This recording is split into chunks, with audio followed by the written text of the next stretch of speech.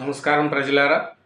చంద్రబాబు నాయుడు గారు దావాస్ పర్యటన ముగించుకొని అక్కడ విశేషాలు ఏం మాట్లాడారు, ఎంత వృద్ధి రేట్ వచ్చింది, ఎన్ని కంపెనీలు వస్తున్నాయి, దాని గురించి మాట్లాడే ముందు నా ఛానల్ను సబ్స్క్రైబ్ చేయని వాళ్ళు దయవుంచి సబ్స్క్రైబ్ చేయండి, నా వీడియోను లైక్ చేయండి. Thank you very much.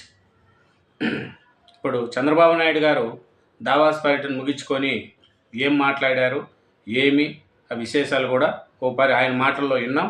ఇన్ని తర్వాత మనం విశ్లేషణ చేసుకుందాం.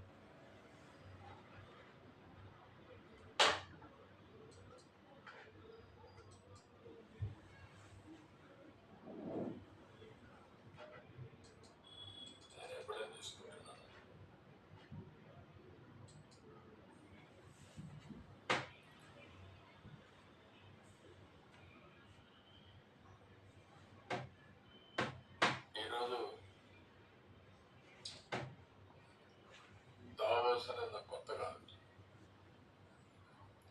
ఈ దేశంలో ఫస్ట్ టైం దావోస్కి వెళ్ళాలి అనేది నిర్ణయించింది నేనే. ఒక ట్రెండ్ సెట్ చేశాను. మొట్టమొదటిసారిగా 95లో ముఖ్యమంత్రి కావడం, 97 నుంచి దావోస్కి రెగ్యులర్గా వెళ్ళడం, ఆర్థిక సంస్కరణలు 91 వచ్చాయి, ఇంటర్నెట్ రెవల్యూషన్ అర్లీ 90స్లో అంటే 1995 మధ్యలో వచ్చాయి. అక్కడి నుంచి 97 నుంచి నేను 95 ముఖ్యమంత్రి అవుతానే దావోస్కి వెళ్ళడం మొదలుపెట్టాను. అయితే నేను దావోస్ పోయినప్పుడు చాలా ఇబ్బందులు ఉండేవి. నేను హైదరాబాద్ అంటే ఏ హైదరాబాద్ అని అడిగేవాడు. పాకిస్తాన్లో ఉండే హైదరాబాదా, ఇది ఎక్కడ హైదరాబాద్ అని అడిగేవాడు. నన్ను గురించి నేను ఇంట్రడక్షన్ చెప్పుకునేవాడిని. నేను హైదరాబాద్ నుంచి వచ్చానని. హైదరాబాద్కి రావాలంటే మీరు ఎక్కడి నుంచి రావాలని అడిగేవాడు. మీరు బాంబేకి రండి, ఢిల్లీకి రండి, నైట్ అక్కడ పడుకోండి, తెల్లవారు లేసి హైదరాబాద్కి వచ్చి బిజినెస్ చేసి మళ్ళా వెళ్ళండి, మళ్ళా రాత్రి బాంబేలో ఢిల్లీలో పడుకొని మిడ్ నైట్ ఫ్లైట్ క్యాచ్ చేసి వెళ్ళండి అని చెప్పేవాడిని.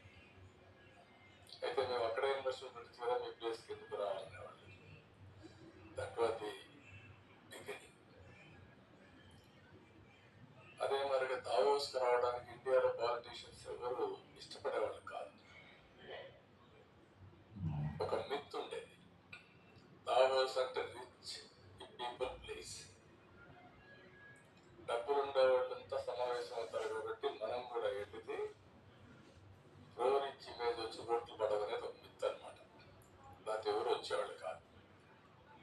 నేను వెళ్ళిన తర్వాత స్లోగా ఎస్ఎం కృష్ణ వచ్చాడు.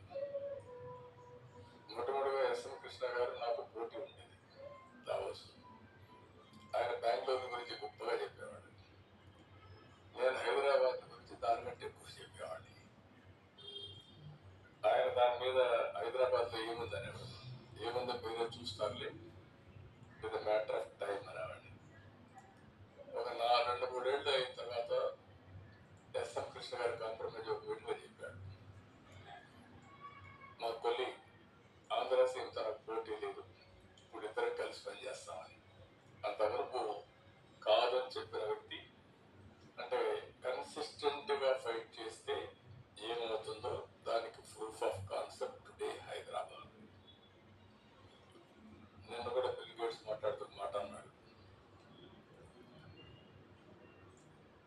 ఇప్పుడు యు ఆర్ ప్రమోటింగ్ ఆంధ్రప్రదేశ్ కదా అన్నాడు ఆయన.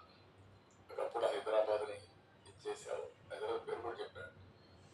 అంటే నేను అన్నాను, ఎస్ హైదరాబాద్ అనేది ఉంది, తెలుగు జాతి అక్కడ ఉంటారు, అక్కడ వాళ్ళు ఎంజాయ్ చేస్తారు. I'm promoting Andhra Pradesh because people elected అని చెప్పాను. అంటే ఇవన్నీ ఎందుకు చెప్తున్నానంటే, ఇప్పుడు 4వసారి ముఖ్యమంత్రి అయిన తర్వాత మళ్ళీ నేను కొత్త బ్రాండ్ని ప్రమోట్ చేయాల్సి వస్తాను. టోటల్గా డెమాలిష్ అయినటువంటి ఆంధ్రప్రదేశ్ బ్రాండ్ని, డిస్ట్రాయ్ అయినటువంటి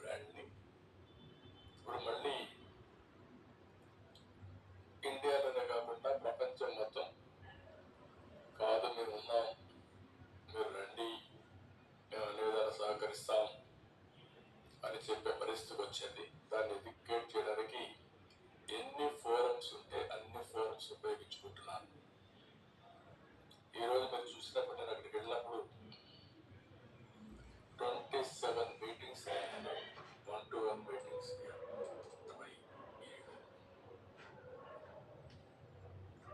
ఇంకొక పక్కన 4 రౌండ్ టేబుల్ కాన్ఫరెన్స్ అయినాయి,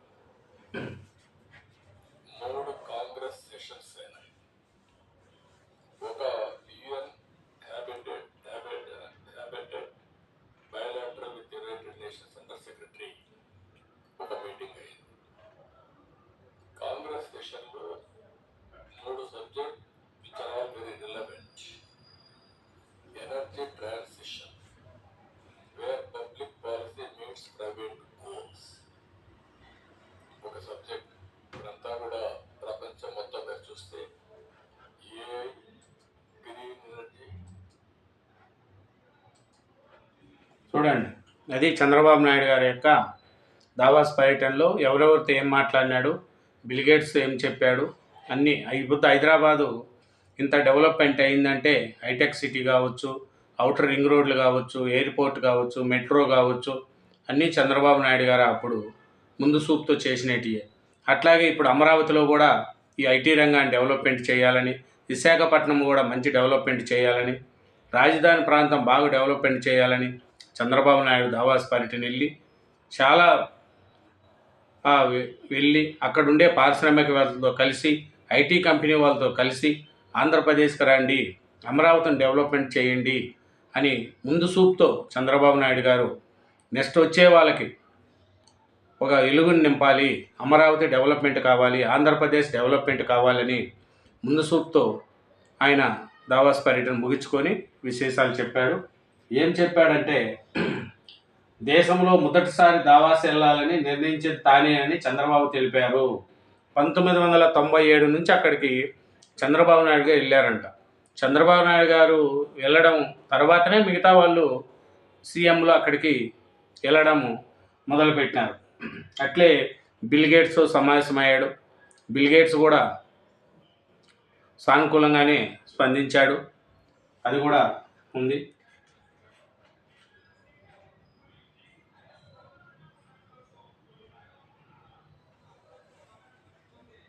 ఇంకొకటి ఏమిటంటే, విశాఖ స్టీల్ ప్లాంట్ కోసం కేంద్రం 11,450 కోట్లు ప్యాకేజ్ ఇచ్చింది. అడ్వాన్స్ ఇప్పుడు వైసీపీ పాలనలో జరిగింది నష్టాన్ని ఇప్పుడు మళ్ళీ ఈ చంద్రబాబు నాయుడు గారు దాన్ని స్టార్ట్ చేయాలి. ఎందుకు స్టార్ట్ చేయాలి అంటే, అది చేయకపోతే ఆంధ్రప్రదేశ్ ముందుకు వెళ్ళదు.